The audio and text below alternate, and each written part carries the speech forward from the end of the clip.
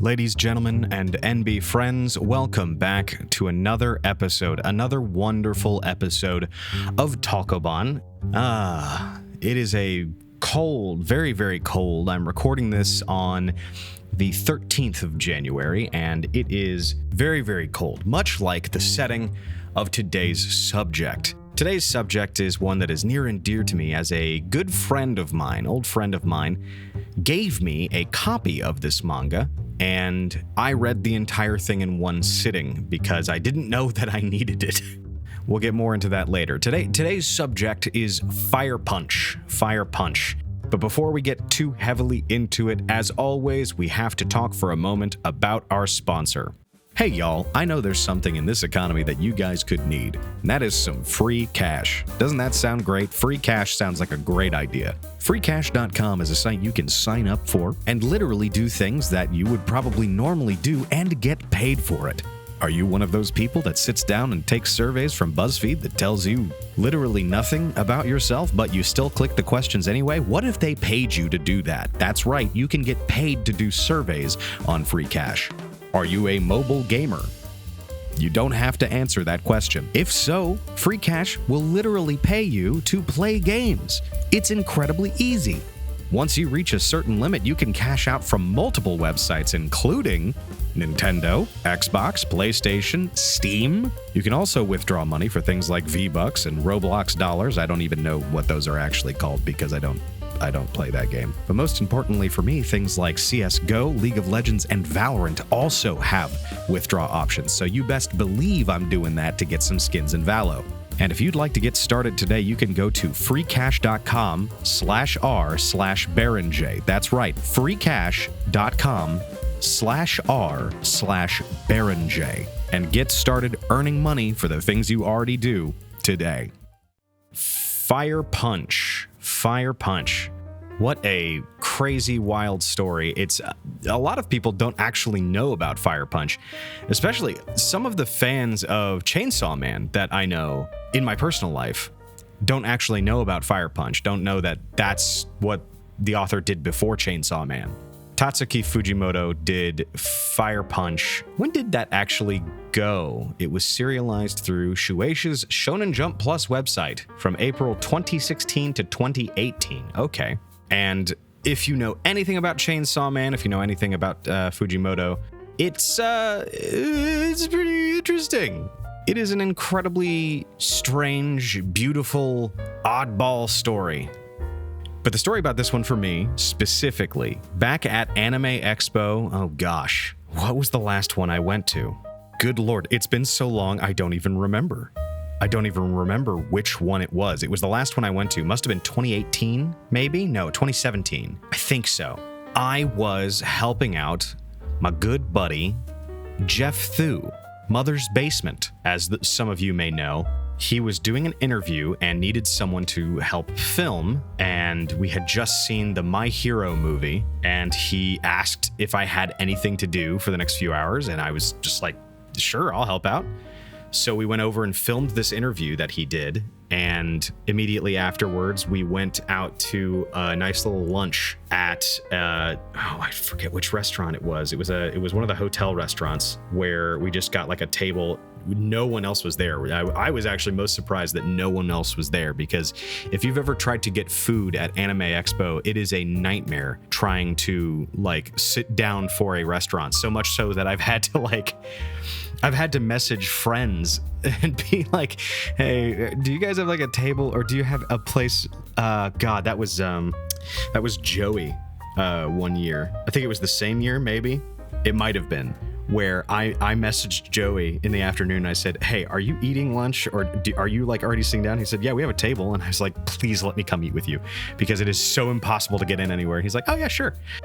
No, this particular day, I had just helped Jeff out with this interview. We had just filmed a little episode of something for his other channel, reviewing the My Hero movie.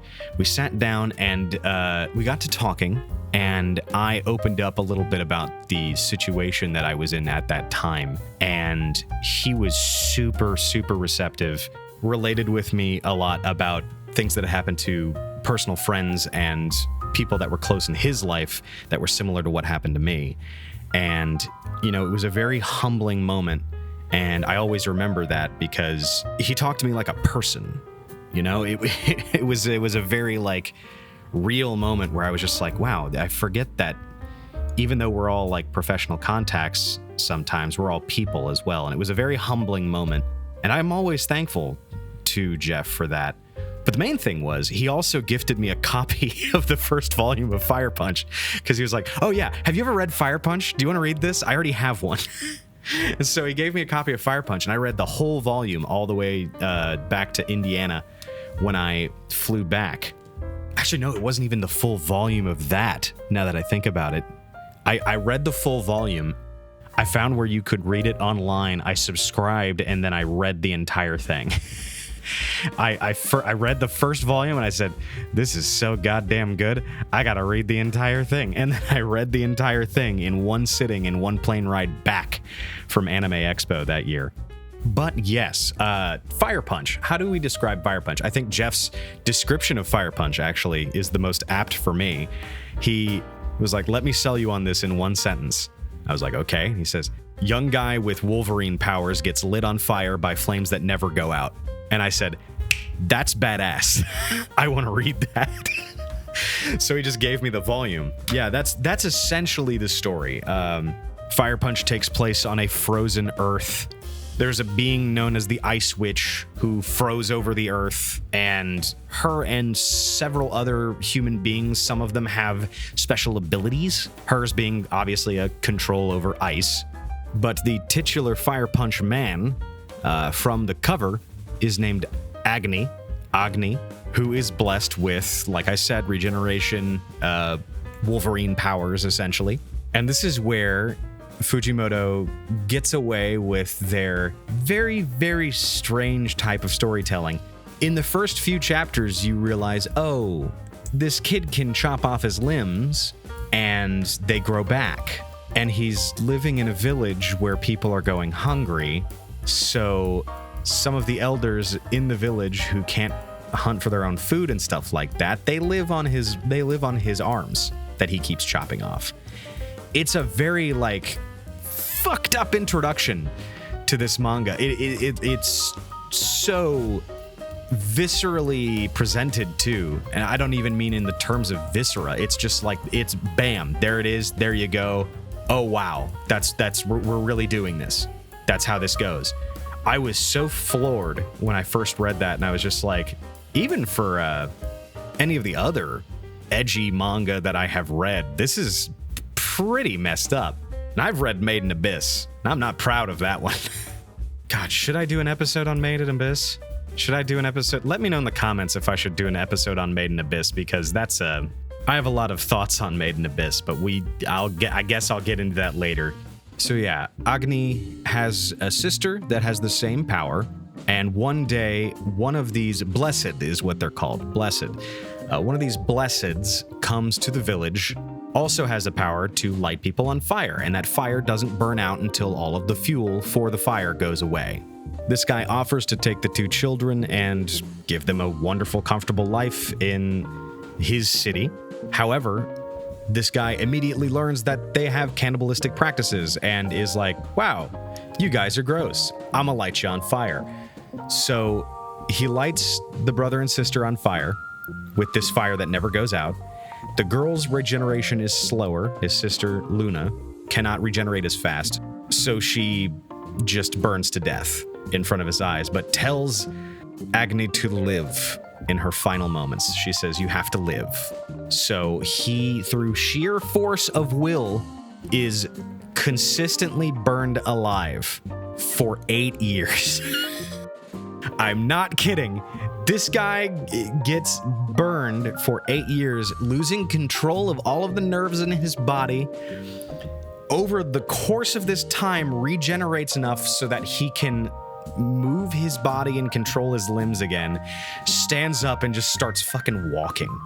Like, it is a strangely like a lone Ronin story where it's literally just this guy that's perpetually on fire who's just walking through a frozen wasteland. And it is so sick as a concept. And the rest of the story deals with him sort of getting this cult of personality, or not even personality, just this cult of appearance built up around this character of the man known as Fire Punch. And I think that's where I have to stop telling you about the plot, yeah, because there's a lot more stuff. There's a bit of a sort of dystopian mystery around this that I really, really liked. My personal thoughts on the entire thing is Fujimoto has a lot of criticism that comes his way because of Chainsaw Man, and I don't necessarily get it to a certain degree. I understand that, some people don't like the way he writes his stories. I find it rather refreshing the way he writes his stories because it's not the same as everything else.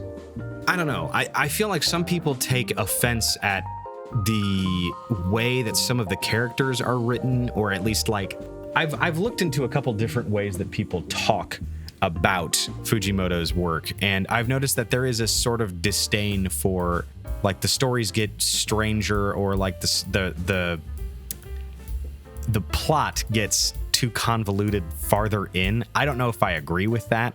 The main thing that I've seen is that people say that Chainsaw Man has fallen off after the initial arc that they did. Well, the initial story, because you could very much say that the current run of Chainsaw Man is like Chainsaw Man 2 to a certain degree. I can kind of agree with that. It does come off as a sort of a sequel story, but I find it more fascinating because of the twists and turns that it is currently taking. Fire Punch is the same way, where it has a very strange third act that goes in a direction that I don't think anybody was predicting. It was very odd. There's a little bit of some questionable, that's kind of weird, kind of a weird thing to do. But just like any controversial story, it served a purpose, which was to make you either uncomfortable or to make you think. And I found that journey that Agni took was one that felt very cathartic in the end. It was very, how do I put this? It felt like it made the journey that Agni took very worth the effort that was put into it. It felt worth it in the long run. Fujimoto has this way of writing characters that makes them feel strangely unimportant yet important, if that makes sense. And I don't know, there's a lot of very complicated reasons why I like Fujimoto's writing. It is very unique, unlike anything else written. I'd have to say Berserk sometimes kind of feels the same way, where it's like the author is making deliberate choices where it's not the most comfortable for the viewer, and you're like, I don't like that. But then it's also, you have to realize sometimes that the characters have to have their own motivations and reasons for why they do things. And you sort of have to remove yourself from their decisions and things like that. Like, people don't like what Griffith did, obviously. Some people think Griffith did nothing wrong. And I say to those people, it's cool to have opinions. There is a decision made later on in the manga of Fire Punch where Agni has a relationship with someone where it's not, I will say it is not normal. And there is some controversy around that. And I don't disagree. It's weird. It's a very weird decision, but these are very strange people in very strange circumstances. And I think that the decision made was interesting from a story writing standpoint. And I think that's all I'm going to say about that, because talking too much about it is spoilers, and I do want you to read Fire Punch at some point because of the story and also because of the art. Let's talk about the art. That's a great segue into the art. Let's go to that. Fujimoto's very good at what he does. Very intense action sequences, incredible sort of direction. There's a lot of fire, obviously, in Fire Punch, and it is drawn as such. But some of the other art, things like there is a big tree that is a part of the story at one point. Some of that art is incredible. Character designs are very singular. Each person is drawn in their own style, and they all look really, really cool. Some of the more visceral panels are very, very weirdly drawn. I think Fujimoto has a very innate talent for drawing sort of like alien, almost unreal biological aspects. There's a very kind of H.R. Geiger-y feeling to some of the drawings. I'm looking at a panel from chapter 82, which is pretty farther on in the story. Some of you will know what I'm talking about, where there are a bunch of roots for, I think, the tree that I'm talking about. And it's just sort of spiny, long, curvy, wavy at the same time. It just looks very odd. And just the framing and sort of directorialism, the cinematography, quote unquote, I will say that Fujimoto has an innate talent for that, and it is so good, so pleasant to the eye, even though it is so weird to look at. And also the main character, let's talk about how well Fujimoto does with not necessarily character designs, but character concepts. So everybody loves, the idea of Chainsaw Man. It's like, it's a dude that's made of chainsaws. That's the coolest idea you've ever heard of. Fire Punch, in that same way that Jeff described that first sentence to me, was also one that I said, wow, I have to read that, because it was guy with Wolverine powers that's lit on fire by fire that never goes out until it burns away everything that's around it. So it's like Wolverine that's constantly on fire is such a cool idea for a character. It's so awesome. And like I said, the manga takes that and turns it up to 11, goes in a way that you would never expect. It is just really, really cool. And I have to say, I wholeheartedly recommend Fire Punch if you want to read it. It is very, very cool.